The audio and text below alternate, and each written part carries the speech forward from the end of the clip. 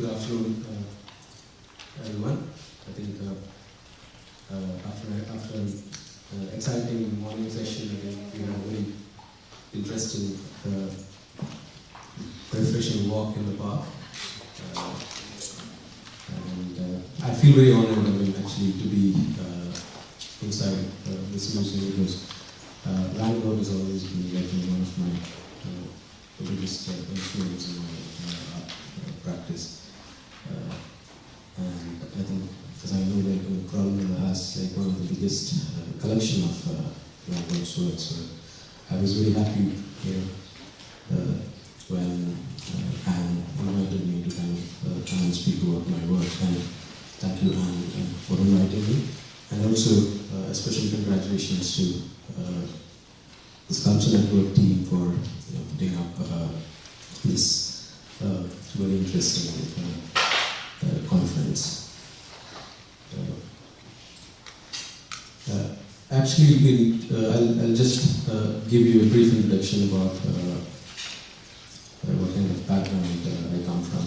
See, in my childhood, actually, my father had a matchbox factory, and we used to produce each and everything, including the box and the sticks and everything out of wood. I think that has had a kind of lasting impression on my career, because I lately, I started using a lot of wood in my work. And in fact, when the paper matchboxes came in,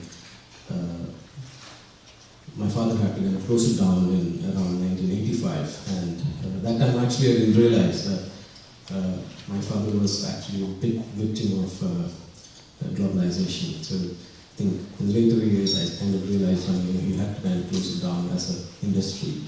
So, and I came to Bombay in 1992 to study in XII School of Art, which is one of the most important art institute, which is started around more than 150 years, and which is an institute which focuses mainly on abstract school, and which has got a long tradition of promoting abstract thinking. And I think Bombay as a city has influenced me a lot, and as you know, it's a city of chaos, and it taught me actually how to work in chaos and how to live in chaos. In fact, my destiny as an artist or an individual changed after coming to Bombay in 1992 because of, as you all know the history, in 1992 the Babri Masjid demolition happened, and there was riots in Bombay, and there was bomb blast, and the whole social fabric changed. Initially, actually, I came to study in XII textile design, and I lost interest completely in textile design, and I started thinking more politically about my practice, and I got involved in painting, and I'm basically I'm specialized in painting. I did 7 years, including my master's in XII School of Art. But from the beginning itself, I managed to have a very strong interest towards installation and using different kinds of materials, so which actually continued. I started working in different materials from third year onwards while I was in college. And in fact, I think my father actually has a strong influence on me, because if you know the political landscape of the country, he was somebody who was very much attracted to Gandhian ideology. At the same time, he was very strongly influenced by being in Kerala with the communist ideology also. So I think you will see such kind of reflections in my work quite a lot, that where I'm responding quite strongly with social political issues. I'll just give you a small introduction. I'll just read through a little bit, and then I'll start talking about the works a little bit. As I said earlier, 1992 was a year I reached Bombay, and it has played a big role in my thinking.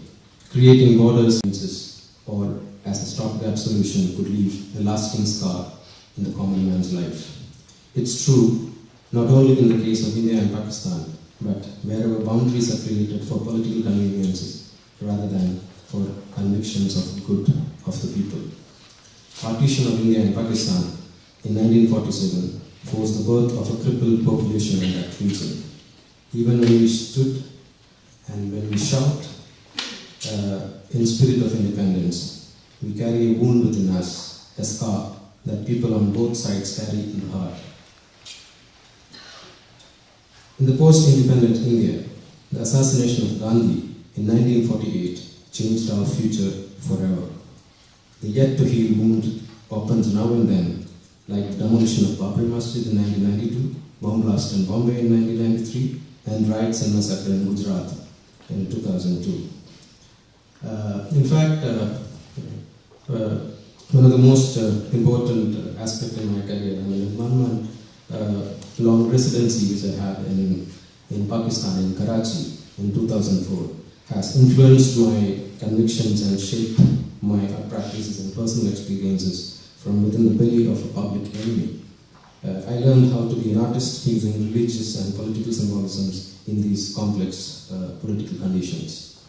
All over the world, beneath the patina of secularism and feel-good camaraderie, fanaticism and fundamentalism wait for an opportunity to strike. Revenge is a retaliation form out of rejection, and failure to understand and accept religious and cultural differences breeds revengeful fanaticism and enmity. And in fact, my early works, the set of works which I'm going to show, is a reflection of that. That's one reason I just gave you a small introduction. What you're seeing on the screen is a Gandhian Jinnah. This is an aluminium panel work. There are almost 365 pieces. I'm just showing one portion of that. As you know, Jinnah was the father of Pakistan, and Gandhi obviously the father of our nation. These are some of the photographs which I took when I was in a residency in Pakistan, which actually has influenced me a lot. And looking at these structures, this is actually a post-Second World War cemetery in the middle of Karachi city. And these tombstones, I had around 36 images which I selected out of the photographs which I shot, and I've shown it in different exhibitions. This is another image which, as a form, which has influenced me a lot. I'm just showing these two images to kind of introduce what I did in the residency in Karachi at that time. And this is one of the work which I did in 2004. I did an exhibition called Faith Accompli, which is actually a mix of my experience in Karachi and plus my secular upbringing and my life in Kerala. This is actually a tribute to my father, and I titled it My Father's Balcony. Actually, you can climb up the ladder and go into the balcony and see. In this case, you can actually see the works exhibited in the first level of the gallery also. I've shown this work in Art Truth 2-3 years before in Amsterdam, in a public art project. This is another work in the same series, in the same show. It's called Keep Cooking, Blood Red series. This is made in metal and automotive painted. This is another work called Lost Resonance, again commenting very closely on religion. These are Arabic alphabets put almost in disorder. And this is quite a large work. It's almost 21 meter long. This is again wood and metal and automotive paint. This is, as I said, I'm specialized in painting. This is one area that where I focus quite a lot.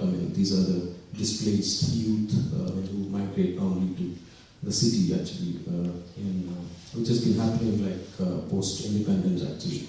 But if you see in the recent post-liberalization, when you see a lot of influx of population coming to the city. So I focus a lot on this particular subject. I'm just showing one image from that to give an introduction to the work. This is another installation work where you can actually go up and switch on the engine, and this is the engine which I've used is Fiat taxi engine, which is very famous in Bombay City. In fact, when you talk about a migrant, I mean, you normally identify the first migrant into the city is a kind of taxi driver. So I took him as a kind of metaphor to talk about the larger issues. It also connects and talks about oil politics, and there's a table which reminds you of Last Supper table, and there are a lot of carvings in that. This is where I use craft quite a lot in my work.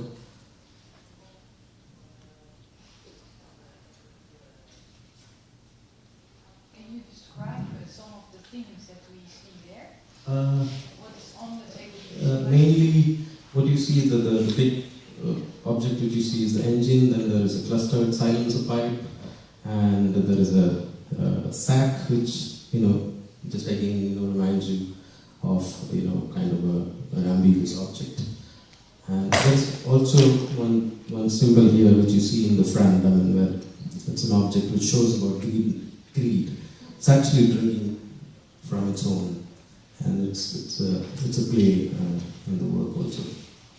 And these holes? Yeah, these are actually the silencer pipe, but it's kind of just to kind of accelerate the work a little bit more, to make it a little more complex. So just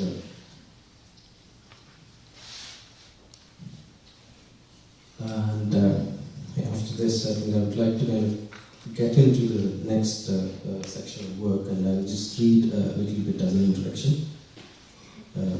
When globalization is driven by greed and lust for wealth, global politics comes under manipulation of all sorts. We create reasons for wars and engagements.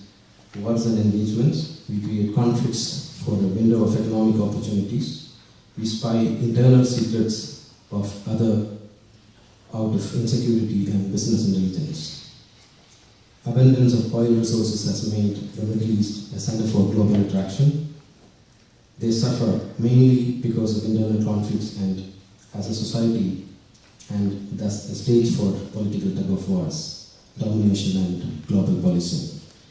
Diplomacy stoops to the level of masqueraded and arms deal marketing. As a result of this jostling for domination and fight for politics, fight for profits, millions are displaced, rendered homeless and refugees. Their pent-up emotions and righteous indignation often foster militancy and terrorism.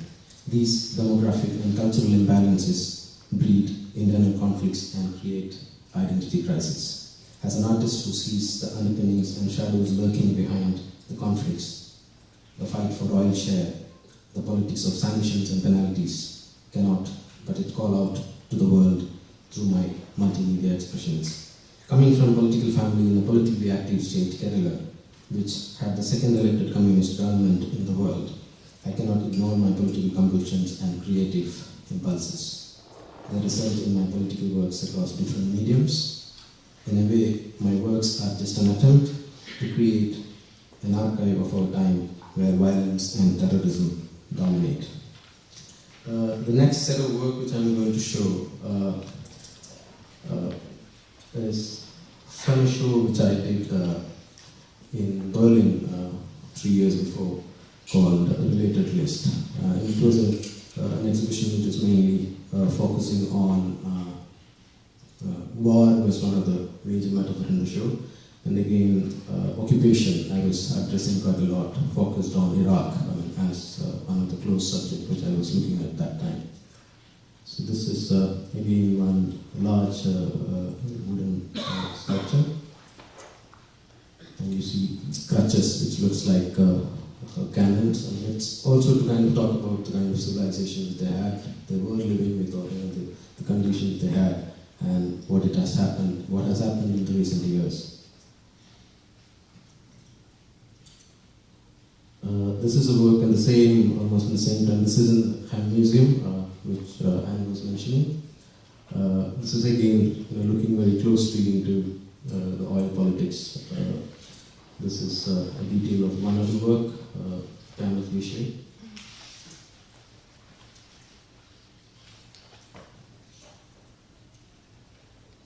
Can you tell me why he wears football shoes?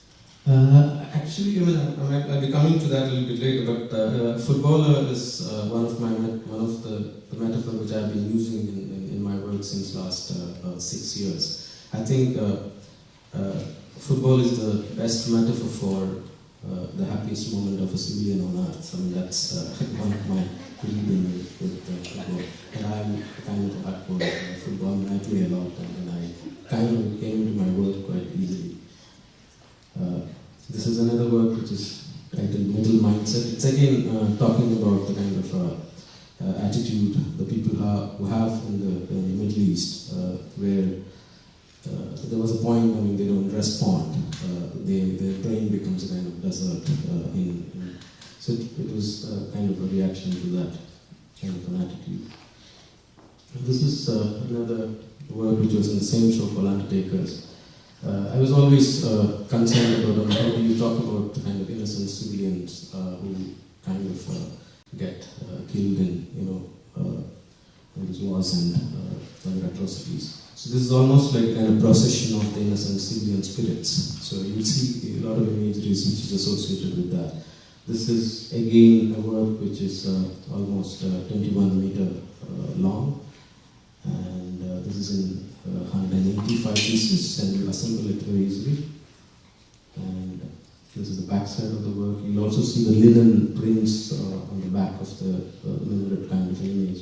These are the images which I shot when Iraq was playing against China in the World Cup qualifier.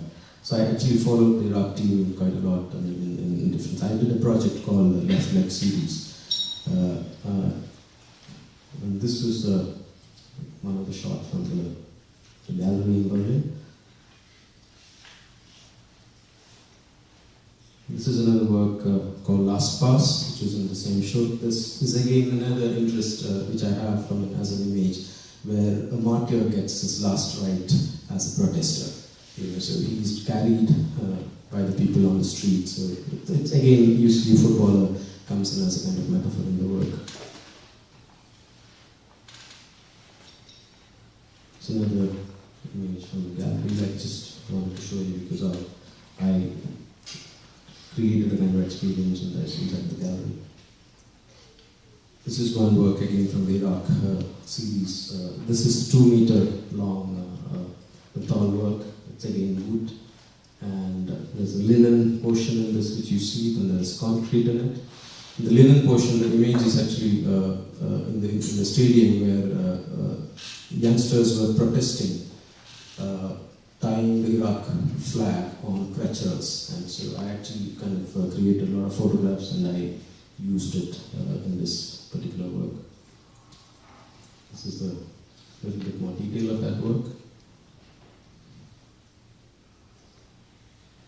This is captain of the Iraq football team. I actually kind of had a very interesting meeting with the team 4 or 5 occasions. I became very close to Yunus Mahmoud, the captain of the Iraq football team, and I developed a project, photographic work. In the Berlin show, I exhibited 4 works like this. When you see the American map, almost like a disease-honest portrait. This is another work which was done a little bit earlier. This is called Oil is Well, Let's Play. It's again a kind of comment on the American power game. What you see in this side is a metal wall with the world map. On the other side of the work you see a kind of a laughing skull. And there's a hippie hair which goes inside the grid, which is in concrete. That hair has actually a map of US. So, and if you notice the pedestal, it has got a pedestal which can only allow you to move in circles. So it's kind of a sarcastic comment on the attitude.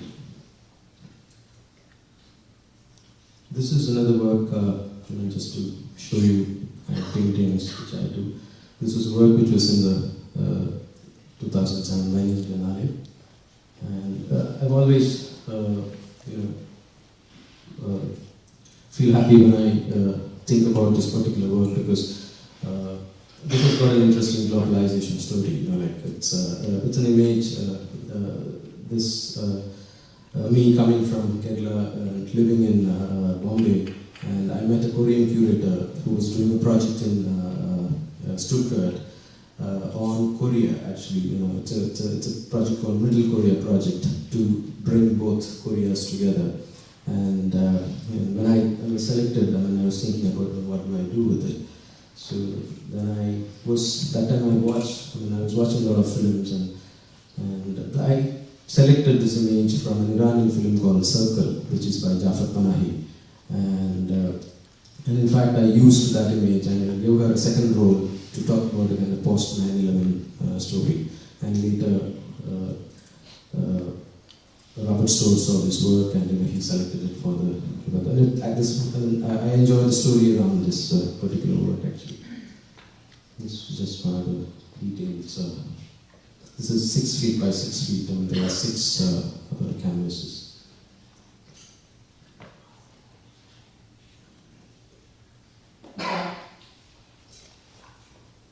This is another project which is purely based on football. It's actually a tribute work for Indian football, the condition of Indian football.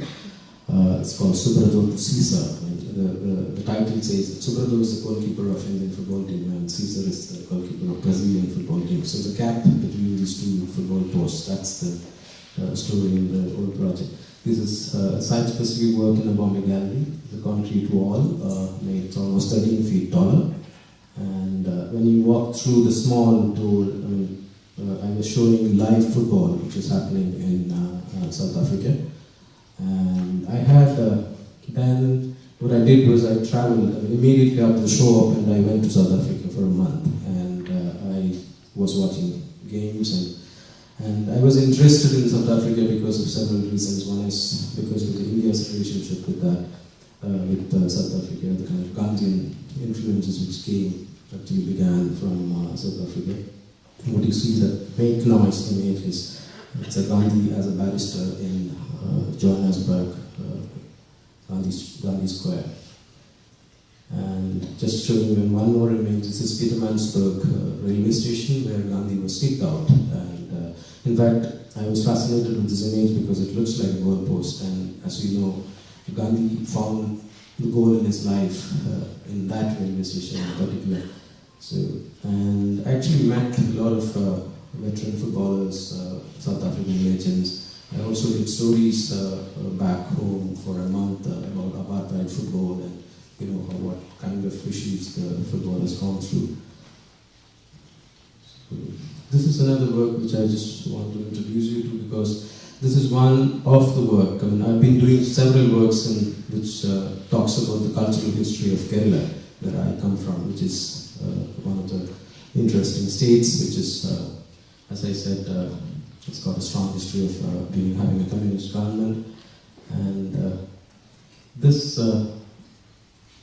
image which you see on the screen is Sri Narayana Guru, one of the social reformers who lived in the late 19th century. And he is lying on a massage table, which is in Kerala has actually become a kind of a space for detoxification. Like, in a world where we are all in conflicts, detoxification becomes a kind of a way of rejuvenating yourself to then come back to your work. So it's bringing him on a table where he was actually speaking about reforming a society, and putting him on a massage table was a very strong metaphor according to me. And also you'll see different kind of symbolisms, the influences which the region has gone through. I in fact have done several works which talks about Kerala's cultural history, which actually brings me closer to the story of the biennial, where I was one of the co-founders, and we initiated the idea because as you know, India was one of the first countries to start a Triennale in 1968, but because of bureaucratic reasons it died off, and later there were were efforts by some of our famous writers like Geeta Kapoor and Himanshu and other people to kind of revive. And in 2005 they attempted to do it, but it never worked out. Then we as artists, I mean, the interesting thing about this project is it's an artist initiative project. Myself and another artist friend called Bose Krishnamachari, who is very much in the kind of curation along with this art practice. We joined together and we put a proposal to the local government and they accepted it. And the interesting thing about this project is also when we talk about globalization, we always get shaken up because we talk about commerce and economics. But the best thing about this region is that this is a place since almost 3,000 years, which is kind of got globalized on its own way. And all kind of the religions, the way the religions came into that region, or the kind of cultures which came into that region makes Kochi as one of the important spots to do a biennial project. And another, I'll just give you a little bit facts that the site specificity of the Biennale is very much important in this context, because Kochi, we call it Kochi-Muziris Biennale. Kochi is actually a 650-year-old port city, but where Muziris is almost a 3,000-year-old port city which doesn't exist anymore. So there was a kind of a symbolism to kind of work with a myth, which is in an Indian context, it's a very interesting thing to kind of work upon. And to start with the project, we shared the idea with artists, like the idea of the Biennale itself, to kind of celebrate the cosmopolitan legacy of the place. And we invited the artists. We started inviting them almost 7 to 8 months before. They came to Kochi, they stayed there, they visited the sites, and most of the works in the Biennale was, almost 73% of the works in the Biennale was like new commissions. And this was also a Biennale which almost walked into the people. And it's, as you know, that India doesn't have a kind of culture of having contemporary museums or the best gallery systems. And especially in this region, though it produces a lot of artists, we all migrate out to kind of survive. So this was also an opportunity for the ordinary people to kind of see contemporary art. We had more than 400,000 people visiting the biennale, and these are some of the works from the biennale. It's an artist called Yubik, who is actually from Kerala but lives as a migrant in Dubai. This is another work which is a very site-specific architectural intervention work by Otterlo. What we used, the sites which we used is mainly the warehouses, which is the spice godowns and other places. This is an interesting project by Vivan Sundaram. He actually went to the excavation site, which there is an excavation going on in Muziris region. He went to the excavation site and he used these pottery shards, which depicts the history of Kerala when it was Buddhist. So he used these pottery shards and he created a different kind of a display. Then he also made a film to talk about the transition history. So this was on the floor. This is an interesting work by Sheila Gowda, which is very site-specific. These are discarded grinding stones, like where you use it for grinding spices. And she collected these from Bangalore city, where people throw it out onto the street. This was very much conceived as a kind of very site-specific project. This is Amakanva's film on, again, displacement. This is an artist from Delhi who spoke about the trade history. This was an interesting project, again, on migration and displacement by Angelica Messity.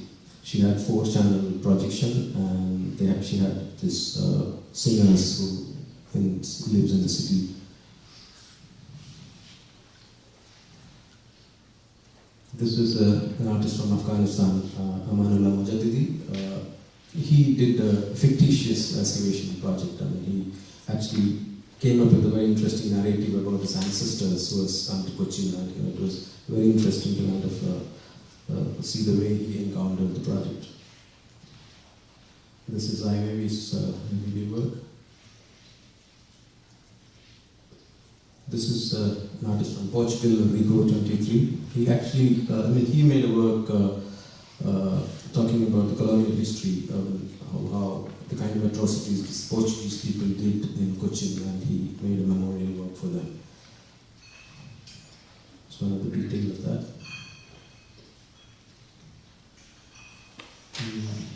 This is a work by Robert Montgomery.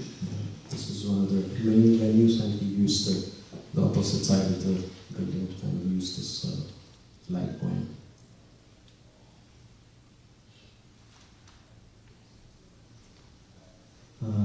This is the last slide.